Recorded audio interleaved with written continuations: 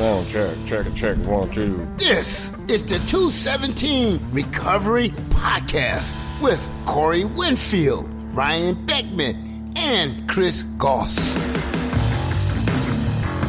It's the 7th of March, 2020. It is the 217 Recovery Podcast. My name is Corey Winfield. Ryan Beckman, Chris Goss, they actually are on a trip together. Ooh. They went down to South Bend.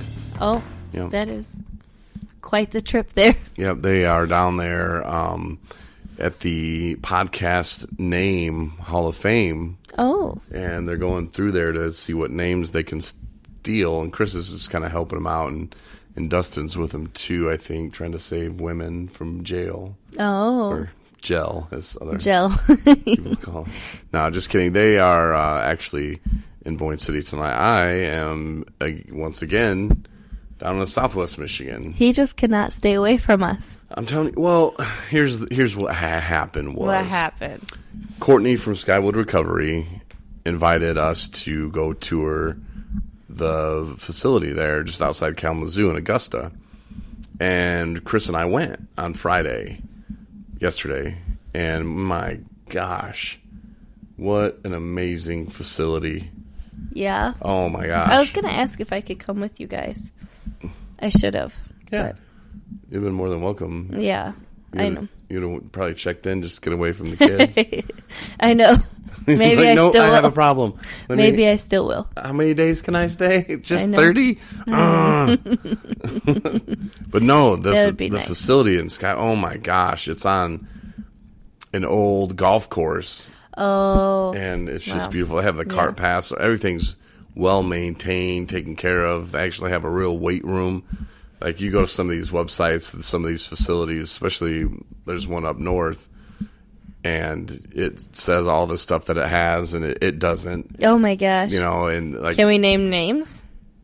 Yeah, just so people know to stay away. Well, yeah, I mean, Bear River Health. If you go to their website and then you go to their facility, you'll notice that their weight room is out in like a broke down garage, and it's not what they're advertising. Right. Where this place, Skywood Recovery, no, they have a gym. Oh, wow. And a real ping pong table. Wow. Ooh, I love me some ping pong. Chris was just kind of like taken back. He's just like, whoa. Wow. And it's right by him, right? Yeah, well, because, Chris is from Battle Creek. Creek. I listen. He's like just 12 miles down the road. That's where I'm from. And I was kind of wondering why I didn't go there. Did you even know about it? Well, it wasn't really open. Oh, I get you. Because when I first started in 2015, when was it, June? Yeah, June 2015. When I went to my first rehab, I went to California. Yeah. Because I didn't know that I wasn't the only person out there that suffers with addiction. Right. And I didn't know what else to do, but I knew I was on the radio, and I couldn't have people knowing. So I couldn't go anywhere in Arkansas, and I couldn't go anywhere in Michigan. And that was kind of my big thing, is I had to avoid those two states. I had to get out of here. Mm-hmm. And through iHeartMedia, that's who I worked for at the time, I had really good insurance. Yeah. And that's what all these rehab places kept telling me, too, is, man, your insurance is good. Like, come on out. And then I would say there was one in California that told me they would only, or that my insurance through them, because they weren't in network, whatever, would only pay 60% of it, which would leave me paying the other 40%. And I want to say it was like 30, 40 grand, might have been more. And the guy was like, you know what, man? I wouldn't worry about that. I'm like, no, I just bought a house, well, I guess it had been like 5 years since I bought a house, but I was like, I'm trying not to get too much stuff on my credit, and right. I'm trying to keep it, I don't want to go into debt that bad. Right. And he was like, we never come after the person, I remember you telling me about that before you went out there. And it was one of the reasons why you liked it, actually, at the time. Well, I didn't go to that one because of what he told me, though. Oh. Because he told me, don't worry about paying us back, and That's not what we do. We know that people that go to rehab, they don't have anything anyway, so it would be a waste of our time. Okay. And why do you think we charge so much? Oh. Because we know we're not going to count on that 40%. Oh.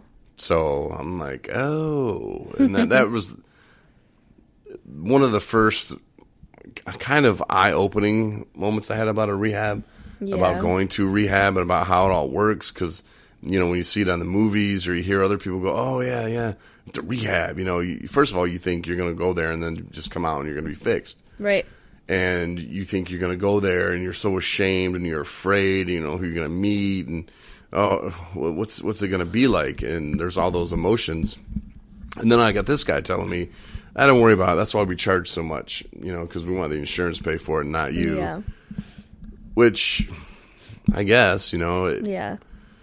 But I ended up going to this other one where my insurance paid 80%. I get there, and it's not as advertised. Yeah. Yeah, I remember hearing about that.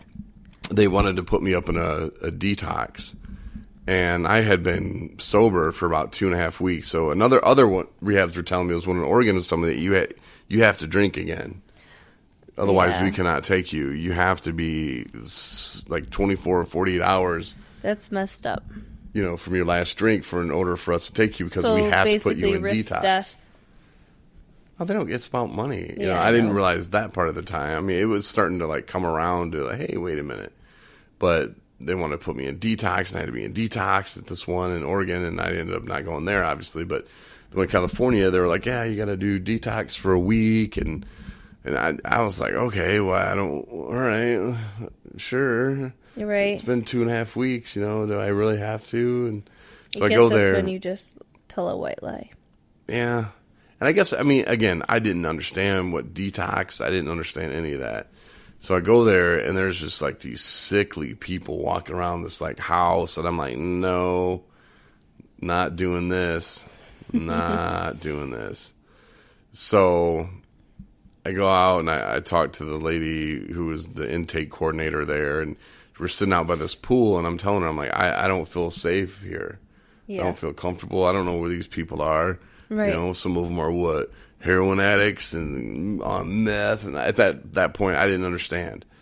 It's all the same, really. Right. And, I was very naive and I was afraid. And so I get them to call their boss to say, look, this guy doesn't need detox.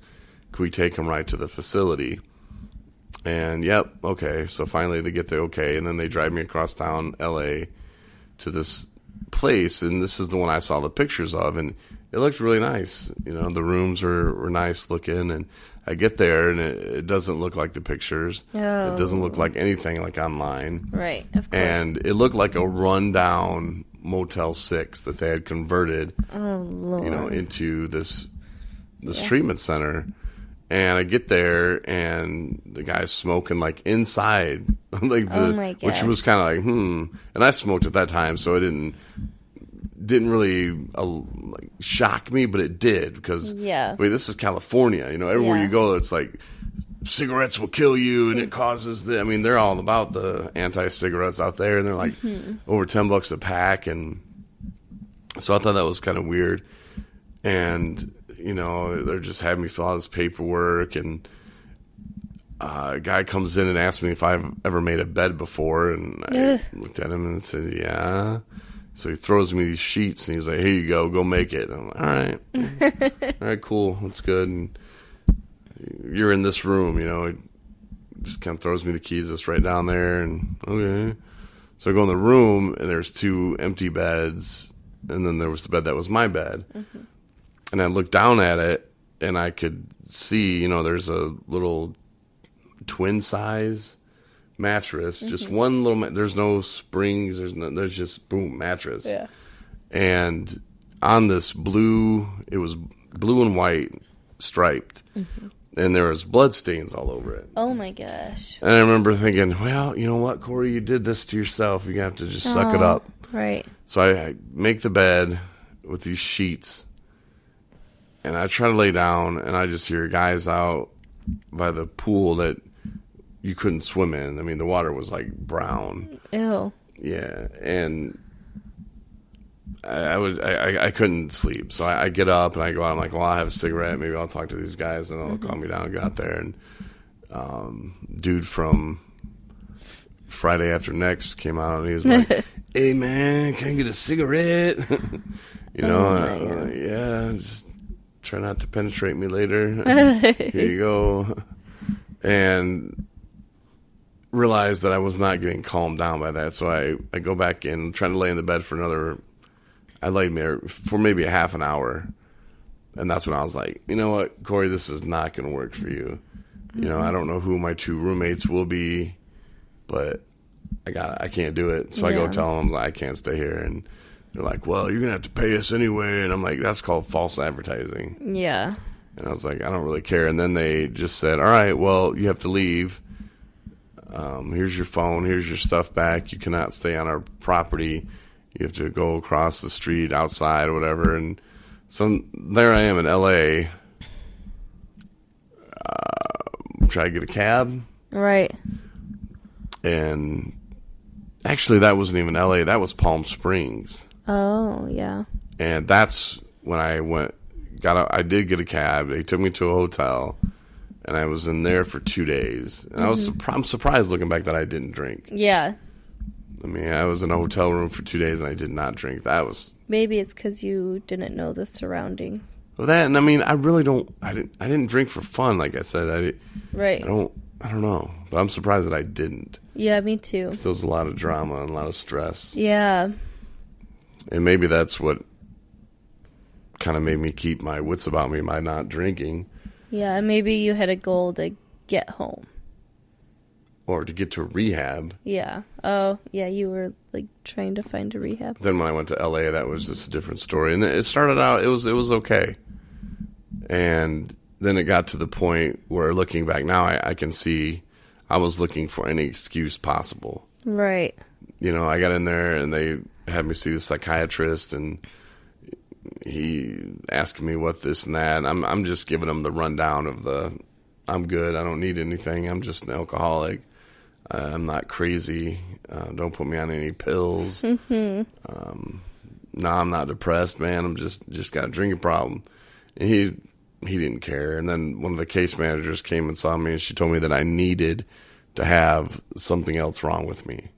That I had to have depression. I had to have something else wrong in order for me to be there so that they could charge the insurance for dual diagnosis. Oh, my gosh. And I didn't even know what that meant. You know, I don't know. I was so confused by the whole. I thought you cared about me and you just want to do whatever just so you could charge the insurance company. Like, that doesn't sound like you care about me. And then when we went to the class, because in LA they would drive us across town and it would take us forever to get there. Just pack us on this little ass white van. And take us there, we'd get out, but then they would have these groups throughout the day, and they would kind of split us up between men and women, if I remember right. But in some groups, women were in there, but we had this one sexual addiction group, and Lord. I remember looking at the board going, man, okay, I'll go in there and check it out, I guess. I'm a 2, and that's what number 2s are doing today. Get somebody's number. That's what it was thinking. all men, so I wasn't really. Well, maybe. What's your ex-girlfriend's number? If you're into that. Yeah, I mean, some people are. I'm just not. Different strokes for different folks, but yeah. And then this guy starts telling this story about this dog and the stuff that he used to do. Ew, to his dog? Yeah, and his girlfriend found it. And it was just like, whoa. Because he would record it. Which now that like blows my mind. Isn't that bestiality? Yeah. And that then should be like locked up. But I have another theory about all that too. I'll get into that in a minute. And then this other guy is talking about how he went to the Philippines and just nasty stuff that I'm not going to even get close to. I mean, that kind of makes me want to gag. I know what you're thinking. Corey, you just told me about somebody having relations with a dog. Yeah, so I'm thinking like donkey. I don't know why Philippines makes me think of a donkey. Because you're racist. Shut up. No, I'm not. Man.